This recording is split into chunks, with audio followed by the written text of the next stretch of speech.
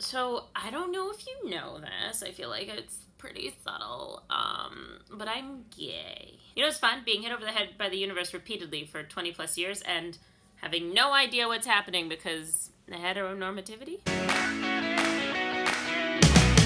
It's gonna be so dumb. I feel like if you haven't figured that out by now, if you did not know that and you're watching this, like, welcome to my life. You've never met me before. Congratulations. I'm gay. So one part of being gay that I genuinely find really fun, I guess, aside from like kissing girls and dating girls and girls,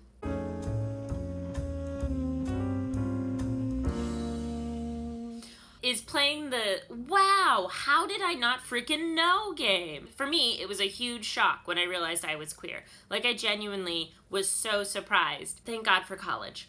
But looking back at my life, there were many signs. Recently, I've been going through some like artifacts from my childhood that my parents sent me.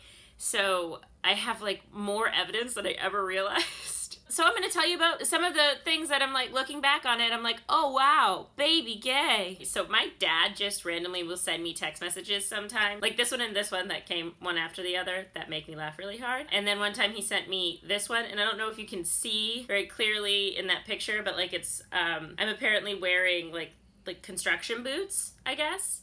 And then there's this one, which is just like, I'd find a version of that dress and wear it today. I was really against plaid for a little while once I graduated from high school because I wore a uniform.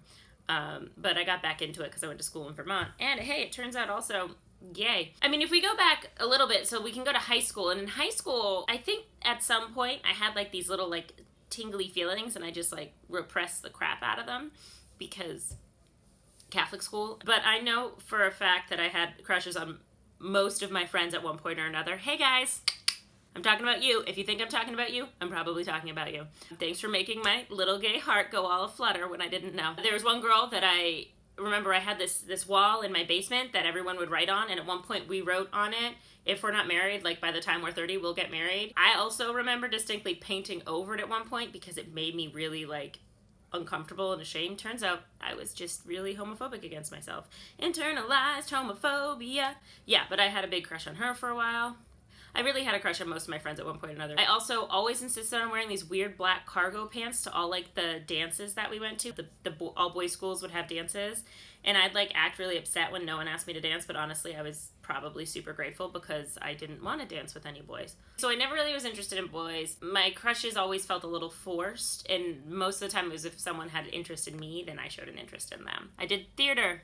And at my school, everybody played all the parts because we had no boys. So I played, I mean, it was partially because I have a low/bad singing voice, so I played mostly male parts. But yeah, theater is just a sign in and of itself. Not always, but for me it was, obviously. My first kiss was with a boy, but that same day, I also kissed a girl. That's one of my favorite facts about myself. Yeah, I was at theater camp in Boston. I kissed a boy, and then I kissed a girl. I played soccer. I played soccer from kindergarten through my senior year of high school. I played soccer. And speaking of which, speaking of soccer and of high school, I had the biggest crush on my freshman year homeroom teacher, who was also my soccer coach. Oh my God. I think she may have been the first woman I ever like fell in love with. I'm not even kidding. And obviously I had no idea because I was so repressed. She like told us at the end of the year that she was leaving and moving, and I cried more than once, and I don't cry. I don't show emotion, and I didn't in high school either. Like it takes a lot to get me to do that. I also have like a kind of crappy memory sometimes. I distinctly remember the feeling when like she would pay attention to me, or like, God forbid, if we spent one-on-one time together, oh my God. And like the only equivalent feeling that I've ever had is like when I'm on like a date with a girl that I like. Like, I'm not even kidding. I may have been in love with her. And she was our soccer coach. Like, come on. She was tragically straight. God, she just made my little heart. Oh no, I'm thinking about her. Oh, here's another really funny, like, repressed memory that I had. So there's this show when I was in high school called South of Nowhere, and it was on the N, and it was literally about, like, lesbian teenagers. And I remember, like, secretly watching it and then like deleting the evidence that I had watched it. I would record it on our DVR and then watch it and delete it before I knew anyone else had like been on the TV. I don't remember how I did this. I was like so secretly ashamed. So thanks internalized homophobia. Thanks Catholic Church and Catholic school. I was just so repressed But I watched it and I was like, oh, I just like the acting, I like the story. There's also that classic sign of being like weirdly invested in LGBT rights. You know, you're so invested in it and you're like, no, these are my friends. And then you're like, oh, no, it's me. And then we come to the discovery I made today. One of the things my parents sent me at some point recently was just like a box of like stuff I did when I was a kid. And I have this series of journals that I made in first grade from December through June. I don't remember a lot of details, but I vaguely remember the assignment we had to do with these things because I have the physical evidence of it. Every day we had to write for a certain amount of time. We had to write in these journals, just like anything we wanted. But what I discovered upon just like reading through these is that I think I had my first crush on a girl in first grade, and her name was Olivia. Every little black post-it note is every single journal entry about Olivia, and they're so friggin' 7-year-old piney. So this is the very first one. We got to draw pictures at the beginning. This one just says, Olivia is nice. I like Olivia and Emily. I don't know who Emily is. They are funny and nice. N-I-C-S. Olivia came to my house. It was fun. Olivia was acting funny, but it was very funny. So fun that I was goofing to? What am I trying to say here? They get better, you guys. This is March 3rd, 1997. I want Olivia to come to my house on Saturday. It will be fun as long as we can use girl stuff? Girl stuff, maybe? Oh, here we go. Guys, desperate child here. Desperate baby gay. This is March 14th, 1997. I really, really, really, really want Olivia to come to my house next Wednesday. N-A-K-E-S, next Wednesday. It will be fun if we don't use boy toys. What is my problem? Who raised this child? But Olivia is nice. Does nice mean tiny baby gay for hot? I don't know, but I was so into her, you guys. On Wednesday, Olivia mate come to my house because my friends down the street are going to CCD and they never miss CCD. My favorite part is that sometimes I would write and then I clearly started writing something else, but then time was up. So it just says, so it. So it what, Jen? So it what? This is the... Y'all, did my teacher know? I'm going to do a dramatic reading of this one because it's funny. March 19th, 1997. I like Olivia. I want to be with her on the field trip, but Lisa picked her. I am very sad. She wants to be with me, too. So I am sadder than sad. And I am mad. So I want to be with her. What a friggin' dramatic little baby! I went to Olivia's house yesterday. It was fun, and I was having so much fun. I was having so much fun that I was mad that I had to go home.